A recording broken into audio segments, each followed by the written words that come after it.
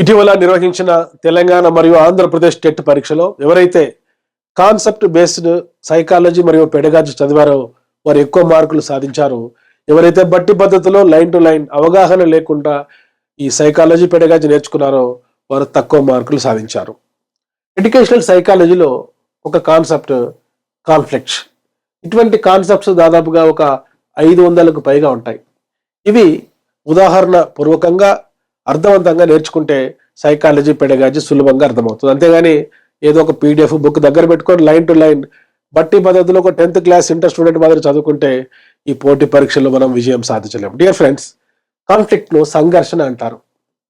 పరస్పర విరుద్ధ కోరికల మధ్య జనించినటువంటి టెన్షన్, తన్యత వల్ల ఏర్పడేదే సంఘర్షణ. మనం నిత్య జీవితంలో ఇవ్వబడిన కొన్ని పరిస్థితులలో చాయిస్ వచ్చినప్పుడు ఎంపిక చేసుకోలేకపోతాం.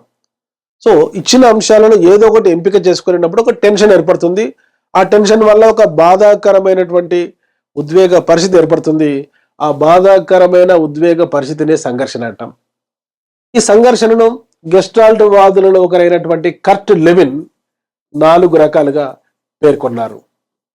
అప్రోచ్ కాన్ఫ్లిక్ట్స్, ఉపగమ సంఘర్షణ. చూడండి, ఇంగ్లీష్లో నేర్చుకోవడానికి ట్రై చేయండి. అప్రోచ్ రెండు కూడా అప్రోచ్ కావాలనుకుంటున్నాడు అంటే రెండు ఇష్టమైన పరిస్థితులలో, రెండు కావాలనుకుంటున్నటువంటి పరిస్థితులలో ఏదో ఒకటి నిర్ణయం తీసుకోలేకపోతే అది ఉపగమ సంఘర్షణ. షార్ట్కట్ ఏంటంటే అప్రోచ్ రెండు కావాలనుకుంటున్నాడు. రెండవది అవాయిడెన్స్ కాన్ఫ్లిక్ట్స్, పరిహార సంఘర్షణ. చూడండి, ఇక్కడ రెండు కూడా అవాయిడ్ చేయాలనుకుంటున్నాడు. A person was caught in deep sea and devil.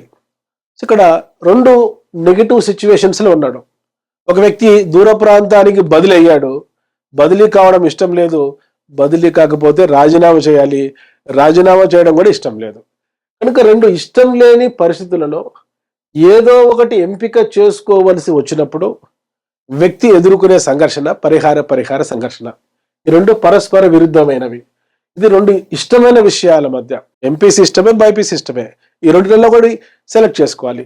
ఇక్కడ 2 ఇష్టం లేదు. స్కూల్కి పోవడం ఇష్టం లేదు, స్కూల్కి పోతే టీచర్ కొడతాడు, స్కూల్కి పోకుంటే ఇంట్లో ఫాదర్ కొడతాడు. ఈ 2 సిచ్యువేషన్స్ ఇష్టం లేదు ఒక విద్యార్థికి, కానీ ఒకటి తప్పనిసరిగా ఎంపిక చేసుకోవాలి. అది పరిహార సంఘర్షణ. ఈ 2పైన పెద్దగా కన్ఫ్యూజన్ ఉండదు. అది ఇక్కడ అప్రోచ్ అవాయిడెన్స్, ఉపగమ పరిహార సంఘర్షణ అంటే ఏమిటి? ఒక పరిస్థితిలో, ఒక సన్నివేశంలో ఒక పని చేయాలా వద్దా, అప్రోచ్ కావాలా, అవాయిడ్ చేయాలా? సింపుల్. ఒక సిచ్యువేషన్లో చెట్టు ఎక్కి మామిడి పండు కోసుకొని తినాలి, కానీ కింద పడతామనే భయం. క్రికెట్ ఆడాలని కోరిక ఉంటుంది, బాలు తగులుతుందనే భయం. పాఠశాలలో స్నేహితులు ఆకర్షణీయంగా ఉంటారు, కానీ అక్కడ టీచర్స్ చాలా స్ట్రిక్ట్ గా ఉంటారు. ఒకటి ఇష్టం లేదు. అమెరికాకు వెళ్తే జీతం ఎక్కువ, కానీ ఇక్కడ తల్లిదండ్రులను వదిలి వెళ్ళాలని లేదు ఒక విద్యార్థికి. ఇది ఉపగమ పరిహార సంఘర్షణ. అంటే ఒక సన్నివేశంలో ఒక పని చేయాలా వద్దా అని ఒక వ్యక్తి మానసికంగా సంఘర్షణకు గురవుతే అది ఉపగమ పరిహార సంఘర్షణ. Double approach avoidance conflict. For example 2 situations ఉన్నాయి. టీచర్ జాబ్, అదేవిధంగా సాఫ్ట్వేర్ ఇంజనీర్ జాబ్. ఈ టీచర్ జాబ్కి సమాజంలో చాలా రెప్యుటేషన్ ఎక్కువ, ఉన్నతమైనటువంటి రెస్పెక్ట్ ఉంది. కానీ సాఫ్ట్వేర్ ఇంజనీర్తో పోల్చుకుంటే జీతం తక్కువ. జీవితం సంతోషంగా ఉంటుంది కానీ జీతం తక్కువ. అంటే టీచింగ్లో కొన్ని ప్లస్ పాయింట్స్ ఉన్నాయి, కొన్ని మైనస్ పాయింట్స్ ఉన్నాయి. సాఫ్ట్వేర్ ఇంజనీర్కు టీచర్ జాబ్తో పోల్చుకుంటే జీతం చాలా ఎక్కువ, కానీ జీవితం అనేది చాలా ఒత్తిడితో కూడుకున్నటువంటిది, టార్గెట్స్తో కూడుకున్నటువంటిది. ఎక్కువగా లాంగ్ టైం సెడెంటరీ వర్క్ చేయాలి, ఒంటరిగా కూర్చొని వర్క్ చేయాలి, సిస్టమ్ ముందు కూర్చోవాలి. అమెరికాలో జరిగేటువంటి సంక్షోభం వల్ల ఈ ఉద్యోగ భద్రత తారుమారు అవుతుంది. ఇన్ని ప్లస్ పాయింట్స్ ఉన్నాయి, మైనస్ పాయింట్స్ ఉన్నాయి, కానీ జీతం ఎక్కువ. మంచి ఒక కారులో కూడా ప్రతిరోజు ఆఫీస్కి వెళ్ళవచ్చు ఒక సాఫ్ట్వేర్ ఇంజనీర్. కనుక 2 సిచ్యువేషన్స్లో అనేక అనుకూల ప్రతికూల పరిస్థితులు ఉన్నప్పుడు ఏ సిచ్యువేషన్ ఎంపిక చేసుకోవాలి అనేదే డబుల్ అప్రోచ్ అవాయిడెన్స్ కాన్ఫ్లిక్ట్. ఈ డబుల్ అప్రోచ్ అవాయిడెన్స్ కాన్ఫ్లిక్ట్కు అప్రోచ్ అవాయిడెన్స్ కాన్ఫ్లిక్ట్కు మధ్య ఉన్నటువంటి డిఫరెన్స్ ఏంటి? ఇక్కడ ఒక సిచ్యువేషన్లో అమెరికాకు పోవాలా వద్దా, స్కూల్కు పోవాలా వద్దా ఒక సిచ్యువేషన్లో. ఇక్కడ 2 situations, teacher job, software engineer job. చూడండి, ఇక్కడ రెండు సిచ్యువేషన్స్ లో ఉండే అనుకూల ప్రతికూల అంశాలలో ఏ సిచ్యువేషన్ ఎంపిక చేసుకోవాలో వ్యక్తి నిర్ణయం తీసుకోలేకపోతే డబుల్ అప్రోచ్ అవాయిడెన్స్ కాన్ఫ్లిక్ట్స్, సంఘర్షణకు సంబంధించిన 4 రకాలు. ఇటీవల తెలంగాణ టెట్లకు ప్రశ్న అడిగారు, అది డిస్కస్ చేద్దాం. కస్తూరి 2 ఎంపికలు ఉన్న పరిస్థితుల్లో చిక్కుకుంది. మొదటిది, ఆమె తన తల్లితో వివాహానికి వెళ్ళి ఆమె తన బంధువులందరినీ కలుసుకొని ఆనందించవచ్చు. రెండవది, ఆమె ఇంటి దగ్గరే ఉండి టీవీ చూస్తూ విశ్రాంతి తీసుకోవచ్చు, తనకు నచ్చిన ఆహారాన్ని కూడా ఆర్డర్ చేసుకోవచ్చు. కస్తూరి ఎదుర్కొంటున్న సంఘర్షణ. ప్రతిరోజు మనం ఇటువంటి సిచ్యువేషన్స్ ఎదుర్కొంటూ ఉంటాం. కస్తూరికి ఒక మ్యారేజ్కి వెళ్ళి అక్కడ బంధువులందరినీ కలవాలని ఉంది, అక్కడ కూడా మంచి ఫుడ్ దొరుకుతుంది. అట్ ద సేమ్ టైం ఇంట్లో రెస్ట్ తీసుకొని టీవీ చూస్తూ మరి స్విగ్గీలో నచ్చిన ఆహారాన్ని ఆర్డర్ చేసుకొని తినవచ్చు, ఇది కూడా ఇష్టం ఉంది. 2 సిచ్యువేషన్స్ కూడా ఈ కస్తూరికి ఇష్టం ఉన్నాయి. కనుక ఇక్కడ కస్తూరి ఎదుర్కొంటున్నటువంటి సంఘర్షణ ఒకసారి ఇంగ్లీష్లో కూడా మనం చూద్దాం. కస్తూరి is caught in a situation where she had 2 options. First is that she could go to a marriage with her mother so that she can meet all her cousins and enjoy, and second is she can stay back and relax watching TV and also order food of her choice. The type of conflict faced by Kasturi is approach conflict. రెండు కూడా ఇష్టం కాబట్టి ఉపగమ సంఘర్షణ అనేది answer అవుతుంది. ఉపగమ పరిహారం అంటే ఒక సిచ్యువేషన్లో ఒక పని చేయాలా వద్దా.